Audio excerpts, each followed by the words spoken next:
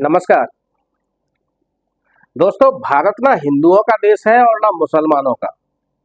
भारत ना किसानों का देश है और ना जवानों का। भारत दरअसल मुद्दों का देश है। यहाँ एक मुद्दे पर दूसरा मुद्दा ऐसे हावी होता है जैसे विक्रम के कंधों पर बेताल। मुद्दों का बेताल विक्रम यानी भारत के कंधों से उतरने का नाम ही नहीं लेता। मुद्दा प्रधान देश में जनता को छोड़ सब मजे में है। सरकार भी मजे में है और विपक्ष भी। देश में पिछली 9 अगस्त से कोलकाता में एक महिला चिकित्सक के साथ बलात्कार और हत्या का मुद्दा गर्म हुआ, जो आज 20 दिन बाद भी जिंदा है। बंगाल की सरकार के साथ ही सीबीआई, देश का सुप्रीम कोर्ट और देश के तमाम राजनीतिक दल इस मुद्दे को लगातार हवा दिए हुए हैं। अब बलात्कार और हत्या के अलावा किसी को कुछ नहीं सूझ रहा। समझ में नहीं आ रहा कि हम सब आरोपियों को सजा दिलाना चाहते हैं या बंगाल सरकार को सत्ता से हटाना चाहते हैं। जैसा बंगाल में हुआ वैसा देश के किस सूबे में नहीं हो रहा, ये सवाल मैं पिछले अनेक दिनों से कर रहा हूं। गाजियाबाद, फर्रुखाबाद, बदलापुर या ग्वालियर केवल नाम है, अन्यथा देश के हर दूसरे शहर में महिलाएं बलात्कार और हत्या की शिकार हो रही हैं। लेकिन आंदोलन केवल बंगाल की वारदात को लेकर हो रहा है। लगता है जैसे बलात्कार की मुख्य आरोपी बंगाल की सरकार है, वहां की मुख्यमंत्री ममता बनर्जी है, इसलिए उन्हें सजा मिलना चाहिए। बलात्कार के मुद्दे पर सत्तारूढ़ तृणमूल कांग्रेस को भी धरना प्रदर्शन का सहारा लेना पड़ रहा है। आखिर कांटे से ही तो कांटा निकाला जाता है।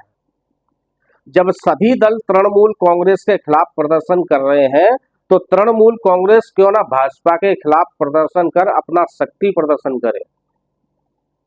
बलात्कार का मुद्दा जिंदा है। इसी बीच कंगना रनौत के बयान मुद्दे बन गए।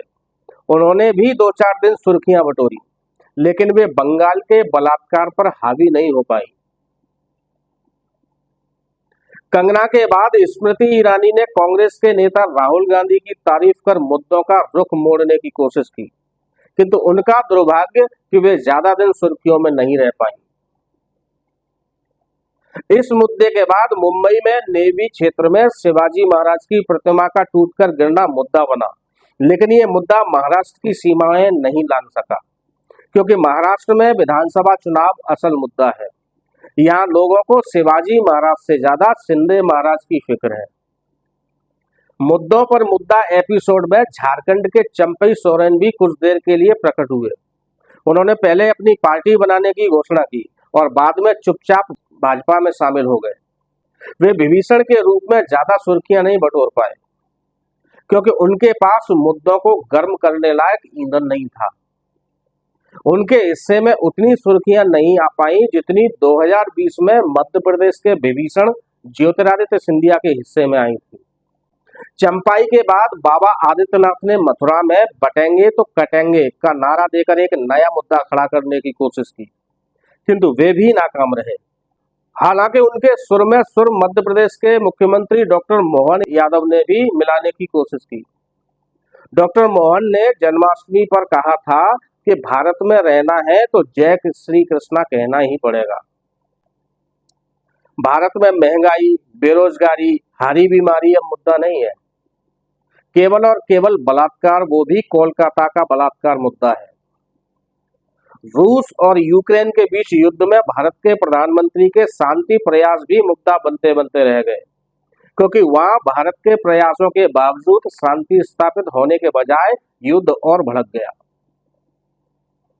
भारत के हिस्से में शांति का नोबेल पुरस्कार आते आते रह गया।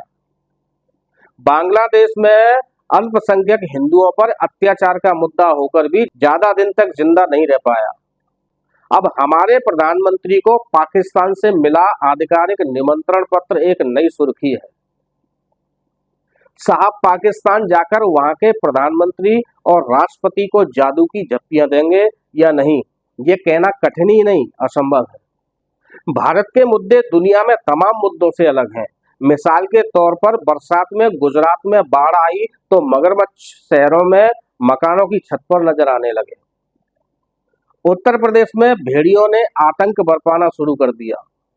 भेड़ियों को समझना चाहिए था कि उनसे ज्यादा आतंक तो भारत में बलात्कारियों का है।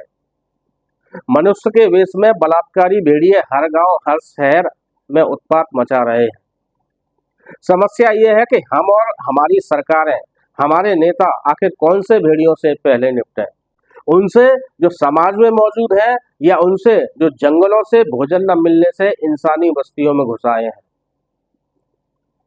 मुद्दों के ऊपर दो मुद्दे, आगे मुद्दे पीछे मुद्दे, बोलो आखिर कितने मुद्दे जिनमें हम भारतीयों को निपटना है। हम इन नित नवेले मुद्दों की वजह से विकास का मंत्र भूल गए हैं, भाईचारे का मंत्र भूल गए हैं, और तो और हम हिंदू मुसलमान भूल गए हैं। अभी हमें केवल और केवल कोलकाता का बलात्कार याद है। जब तक हम इस मुद्दे के चलते बंगाल सरकार की बलि नहीं ले लेते, तब तक चैन से बैठने वाले नहीं हैं।